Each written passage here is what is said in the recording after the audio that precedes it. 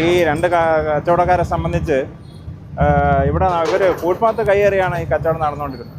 അപ്പോൾ അതുകൊണ്ട് നാട്ടുകാരുടെ ഒരുപാട് പരാതി ഉണ്ടായിരുന്നു. അപ്പോൾ നാട്ടുകാർക്ക് ഇതിലേ നടന്നു പോകാൻ, കൊച്ചുകുട്ടികൾ സ്കൂളിൽ നിന്ന് വരുമ്പോൾ അവർക്ക് വഴി ബ്ലോക്ക് ചെയ്തുകൊണ്ടുള്ള ഒരു കച്ചവടമായി. ഇവിടെ കട നടക്കുന്ന സമയത്ത് ധാരാളം ആളുകൾ, ഒരു 10-50 പേരോളം ഇവിടെ കൂടി നിൽക്കുകയും, അപ്പോൾ കൊച്ചുകുട്ടികൾക്ക് നടന്നു പോകാൻ കഴിയാത്ത സാഹചര്യത്തിൽ അവർ റോഡിൽ കൂടെ നടന്നു പോകുന്നൊരു സാഹചര്യം ഉണ്ടാവുകയും, അപ്പോൾ അതുകൊണ്ട് ആക്സിഡൻ്റൊക്കെ ഉണ്ടാകുന്ന ഒരു നാട്ടുകാരുടെ ഒരുപാട് കംപ്ലൈൻറ്റ് വന്നിട്ടുണ്ട്.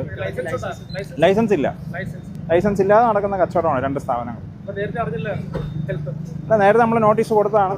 നോട്ടീസ് കൊടുത്ത് 3 നോട്ടീസ് കൊടുത്തു. അതിനുശേഷം അവർ കൗൺസിലിനൊരു പിന്നെ അവരുടെ ഒരു അപ്പീൽ കൊടുത്തിട്ടുണ്ട്. ആ അപ്പീൽ കൗൺസിൽ തള്ളി.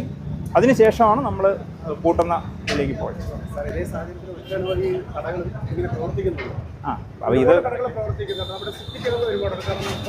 അപ്പോൾ അത് സംബന്ധിച്ച് നിലവിൽ നോട്ടീസ് കൊടുത്തിട്ടുള്ള കടകളുണ്ട്. ഒരു ആക്ഷൻ നടന്നുകൊണ്ടിരിക്കുകയാണ്. അപ്പോൾ ഇതൊരു തുടക്കം എന്നുള്ള നിലയിൽ ഇതിപ്പോൾ ഞങ്ങൾ